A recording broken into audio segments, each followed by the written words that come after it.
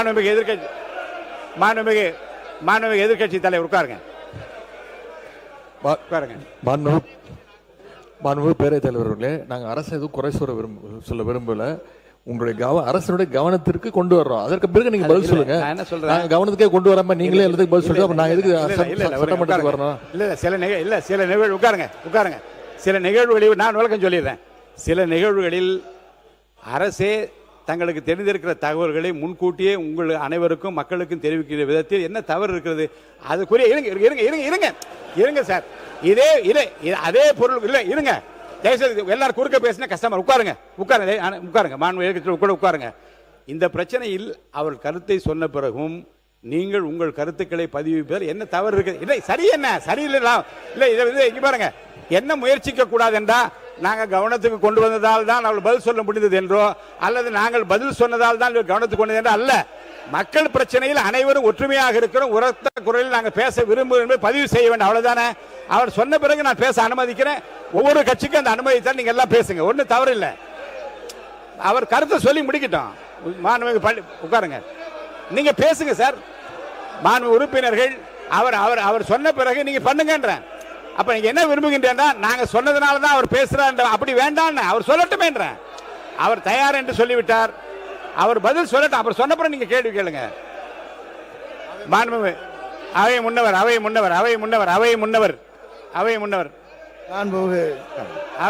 பேசுங்க. மாண்புமிகு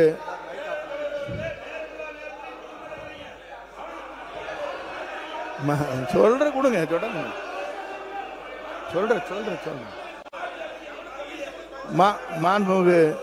மாண்புமிகு பேரவைத் தலைவர் அவர்களே, மாண்புமிகு பள்ளிக்கல்வித்துறை அமைச்சர் அவர்கள், இருங்க நான் சொல்லி முடிக்கிறதுக்கு கொஞ்சம் ஒரு 2 செகண்ட்.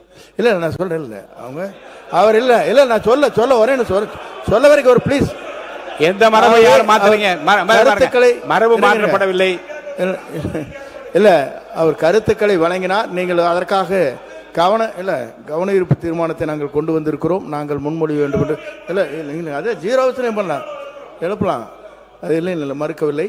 ஆகவே மாண்புமிகு பேரவைத் தலைவர் அவர்கள் மறுபரிசீலனை தாங்களே வழங்குமாறு அன்போடு கேட்டுக்கொள்கிறேன். மாண்பு உறுப்பினர் மரபு இல்லை, உட்காருங்க.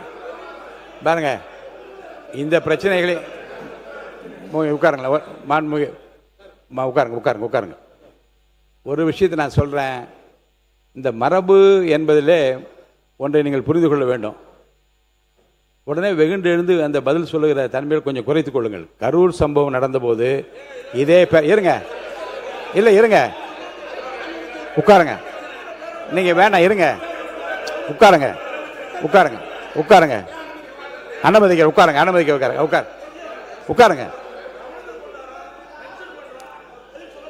உட்காருங்க. நான் சொல்லிடுறேன். நான் சொல்றேன். இல்லைங்க, இல்லை அதேதான். உட்காருங்க. ஒரு உதாரணத்துக்கு நான் சொல்றேன். அதுக்காக நீங்க இல்லை கொஞ்சம் இருங்க. கரூர் சம்பவம் நடந்த போதும் இதே பேரவையில் விவாதம் 15/10/2025 நடக்கிற போது மாண்பு முதலமைச்சரே முதல்ல எழுந்து நாங்கள் மென்ஷன் பண்ண விரும்புகிறோம், எங்களை மென்ஷன் பண்ண விடுங்கள் என்று சொன்ன போதும் மாண்பு முதலமைச்சர் என்ன சொன்னாங்க, நான் பேசிய பிறகு நீங்கள் கேள்வி கேளுங்க, உங்கள் விளக்கத்தை எல்லாம் சொல்லுங்க என்று. அப்படிப்பட்ட மரமும் இங்கே நடந்திருக்கிறது. இருங்க. மாண்பு டாக்டர் லக்ஷ்மணன் உங்கள் எதிர்க்கட்சி தலைவர் இங்கே உட்கார்ந்துருக்காங்க, உங்கள் கொறடா இங்கே இருக்காங்க. இந்த சம்பவத்தை பொறுத்த வரைக்கும் ஒரே ஒரு வினாவை மட்டும் உங்கள் முன்னால் வைக்கிறேன். அரசின் சார்பில் தங்களுக்கு தெரிந்திருக்கிற அதிகாரப்பூர்வமான விவரங்களை ஒரு மாண்பு அமைச்சர் முழுவதுமாக சொன்ன பிறகு இந்த பிரச்சனை குறித்து நாங்களும் காலையிலே கவன ஈர்ப்பு தீர்மானம் கொடுத்திருக்கிறோம், அல்லது இதை நான் எழுப்ப விரும்பினேன், 0 சொல்ல விரும்பினேன் என்பதெல்லாம் சொல்லிவிட்டோமே, எங்களுக்கு அந்த வாய்ப்பை தாருங்கள் என்று கேட்டு, உங்களுக்கு வாய்ப்பில்லை, அவர் விளக்கமே போதுமானது என்று நான் சொன்னால் நீங்கள் வருத்தப்படுவதிலே நியாயம் இருக்கிறது.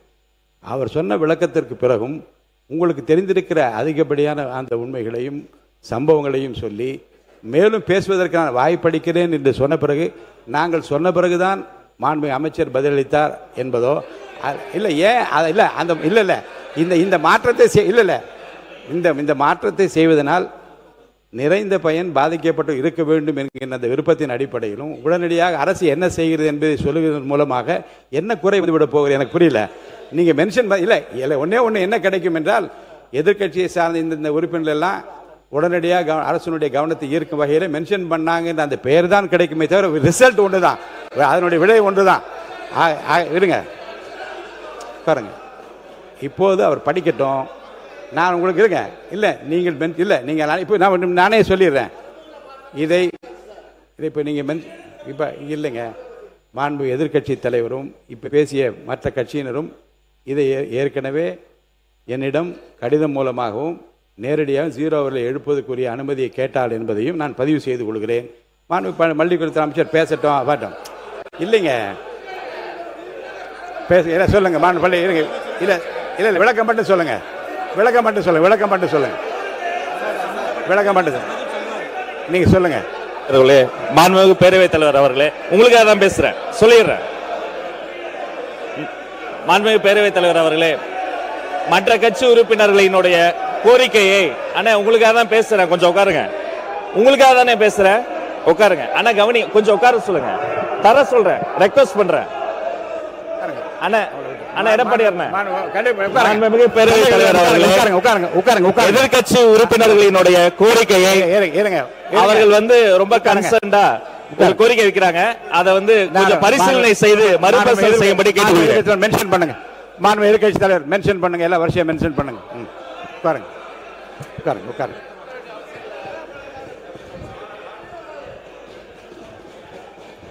பேரவைத் தலைவர் அவர்களே, இல்லை ஒன்று படிச்சிடுறேன்.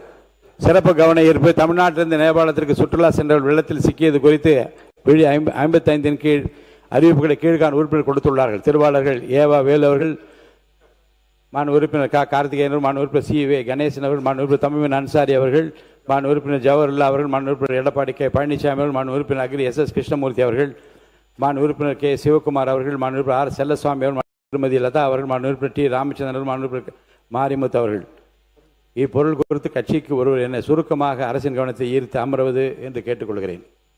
மாண்பு எதிர்க்கட்சி தலைவர் அவர்கள். மாண்பு பேரவைத் தலைவர் அவர்களே, நேபாள் நாட்டுடைய ராசுவா பகுதியில் நேற்றைய தினம் மிகப்பெரிய ஒரு வெள்ளப்பெருக்கு ஏற்பட்டிருக்கிறது. கிட்டத்தட்ட 160 பேர் உயிரிழந்திருக்கிறாங்கன்னு செய்திகள் வந்து கொண்டிருக்கிறது. அங்கே 750 பேரை காணவில்லை என்றும் செய்திகள் வருகிறது. சுற்றுலா சென்ற கிட்டத்தட்ட 110 இந்தியர்கள் அங்கே இந்த பேரிடரில் சிக்கியிருக்கிறாங்க. குறிப்பாக தமிழ்நாட்டுடைய பல்வேறு மாவட்டங்களைச் சேர்ந்த 40க்கும் மேற்பட்ட தமிழ் மக்கள் சிக்கியிருக்கிறதாக செய்திகள் தொடர்ந்த வண்ணம் வருகின்றது. நேபாள் சென்ற குடும்ப உறுப்பினர்களை தொடர்பு கொள்ள முடியலன்னு இங்க இருக்கக்கூடிய அவங்களுடைய குடும்பத்தினர் மிகுந்த பதட்டத்திலையும் அச்சத்திலையும் இருக்கிறாங்க. இந்த சம்பவத்தில் எத்தனை தமிழர்கள் சிக்கியிருக்காங்க, அதில் எத்தனை பேர் நாம மீட்டெடுத்திருக்கிறோம். தமிழ்நாடு அரசு சார்பாக நேற்று ஒரு உதவி எண், அவசர உதவி எண், ஹெல்ப்லைன் நம்பரும் நீங்க கொடுத்திருக்கிறீங்க. அரசு அறிவிச்ச அந்த ஹெல்ப்லைன் நம்பர்களுக்கு இதுவரைக்கும் எத்தனை அழைப்புகள் வந்திருக்கிறது, அந்த அழைப்புகள் தொடர்பாக என்ன மேல் நடவடிக்கைகள் எடுக்கப்பட்டிருக்கிறது? இந்த நிலைமையில தமிழர்களை பத்திரமா மீட்டுட்டு வர்றதுக்கு தமிழக அரசு சார்பாக